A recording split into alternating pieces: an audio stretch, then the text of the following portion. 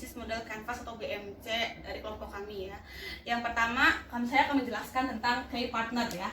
Di sini di key partner ini pihak yang akan kita kerjasama adalah yang pertama reseller ya, orang yang atau orang yang menjual kembali produk dari pihak supplier kepada konsumen. Kami bekerja sama bersama reseller yang terpercaya ya tentunya, untuk mempromosikan produk kami dan mengembangkan produk kami agar lebih maju seperti itu. Yang kedua, kita bekerja sama dengan selebgram ya, tentu saja selebgram juga sangat berpengaruh terhadap penjualan produk kami ya, karena saya akan mengambil dari beberapa selebgram terkenal ya untuk mempromosikan produk kami. Dan yang ketiga ada jasa pengiriman tentunya ya, kita bekerja sama dengan jasa pengiriman. Kami akan bekerja sama dengan beberapa jasa pengiriman, contohnya seperti JNE dan JNT ya, untuk mengirim produk kami, produk online kami ya tentunya. Dan yang keempat ada percetakan barang custom. Kita akan bekerja sama tentunya dengan percetakan barang ya, perusahaan percetakan barang untuk mencetak barang kami, karena kami juga belum mempunyai alat yang memadai. Jadi kami akan bekerja sama dengan perusahaan percetakan barang ya. Dan yang kelima ada minimarket. Kami akan memasarkan produk kami di minimarket terdekat seperti itu, agar produk kami lebih eksistensinya lebih berkembang ya di minimarket. Dan yang keenam, kami akan bekerja sama dengan distributor souvenir untuk membuat produk kami lebih menarik lagi seperti itu ya. Dan langkah selanjutnya key activities atau aktivitas yang paling utama atau penentu keberhasilan dari produk kami. Kami akan memasarkan produk kami di event festival seperti PRJ, seperti pekan raya, terus seperti acara-acara yang diadakan di sekitar daerah ya, seperti itu. Kami akan memasarkan produk kami di situ. Yang kedua ada endorsement. Sama halnya dengan selebgram, masih berkaitan ya. Kami akan mengendorse para selebgram untuk mengiklankan produk kami seperti itu. Yang ketiga ada flash sale. Jadi kami akan mengadakan promo menarik dari produk kami, tentunya dengan disampingi diskon tertentu ya. Jadi kami akan membuat produk kami tentunya lebih banyak promo, dan tapi dalam jangka waktu tertentu seperti itu. Yang keempat ada event Car Free Day. Kami akan memasarkan produk-produk kami di event Car Free Day di kota-kota besar tentunya ya. Kami akan mendirikan stand kami. Jadi untuk family yang baru pada berolahraga bisa mampir ke stand kami seperti itu. Lalu kita masuk ke key research. Dari key research itu sendiri yaitu daya penting ataupun penentu dalam keberlangsungan dan keberhasilan suatu produk ataupun suatu perusahaan. Nah, di sini ada alat produksi. Alat produksi tentunya menjadi hal yang wajib dan terpenting bagi pembuatan produk. Terus yang kedua ada karyawan. Karyawan juga menjadi hal terpenting dalam suatu produk, yaitu gunanya untuk membantu dan memaksimalkan keberlangsungan pembuatan produk itu sendiri dalam perusahaan. Nah, yang ketiga ada paten merek. Paten merek ini, mengapa sih kita harus ada merek ataupun kita harus namain barang yang kita buat ataupun produk yang kita buat? Tentunya itu sebagai tanda pembeda dari barang-barang yang lain, terus juga sebagai tanda ataupun mengidentifikasi dari mana nih si barang ini asalnya, ataupun siapa gitu asal produk barang tersebut. Terus yang terakhir modal.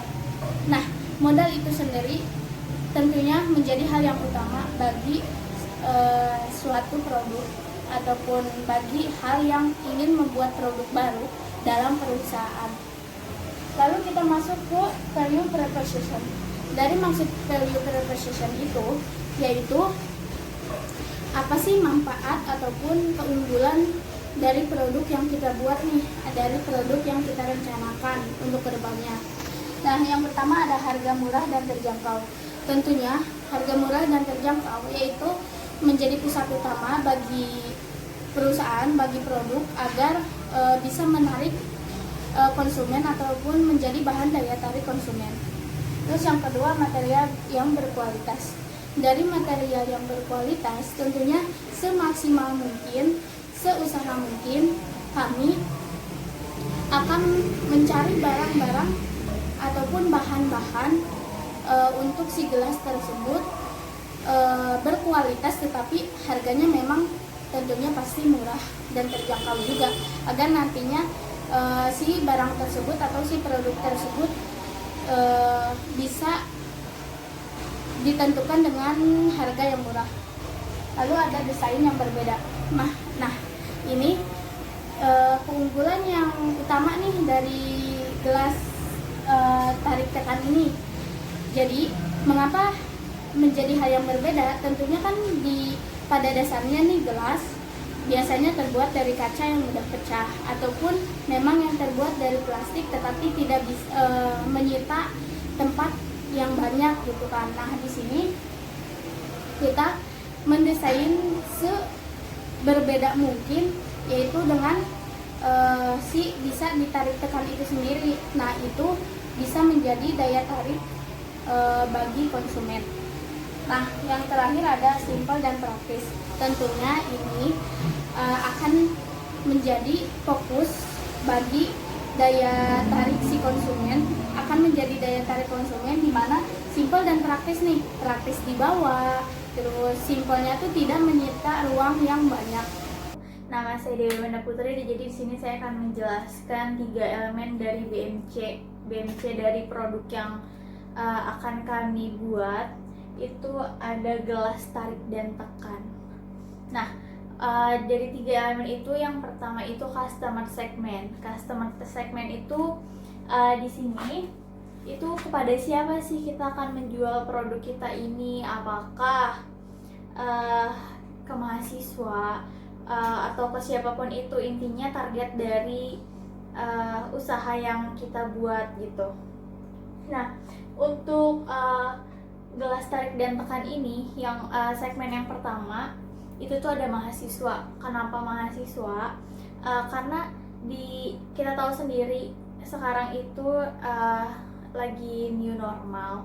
Nah, kita dianjurkan itu untuk membawa peralatan makan sendiri, makan dan minum sendiri, termasuk juga gelas kan. Nah, untuk gelas tarik dan tekan ini dia sangat praktis untuk dibawa kemana-mana.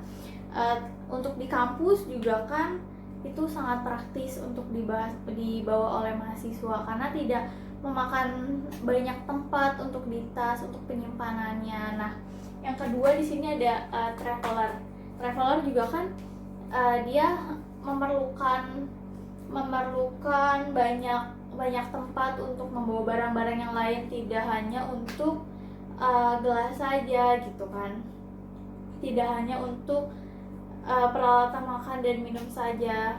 Jadi gelas tarik dan tekan ini saya rasa itu diperlukan untuk traveler. Itu tadi karena untuk penyimpanannya ini dia tidak memerlukan banyak tempat di tas, jadi tidak penuh karena gelas aja gitu. Nah, yang terakhir ada ibu rumah tangga. Nah, selanjutnya itu ada customer relationship.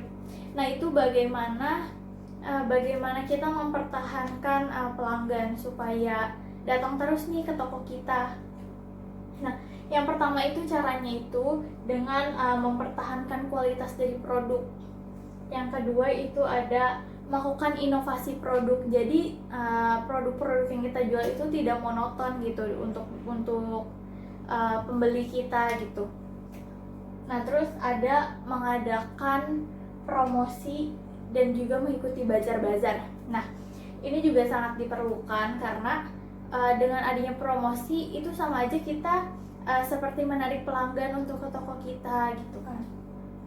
Nah, setelah itu di sini ada channel. Channel itu di mana tempat kita mempromosikan barang dagangan kita.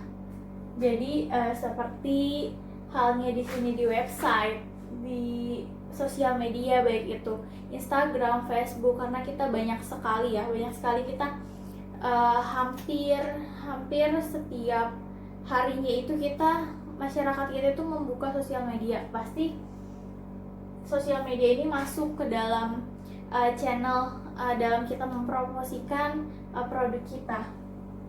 Nah, selanjutnya itu ada toko offline. Nah, kalau yang tadi di sosial media, kita bisa juga membuat toko online-nya, seperti banyak-banyak e-commerce kan sudah banyak ya, kayak Tokopedia, Shopee, atau dan yang lain-lain itu.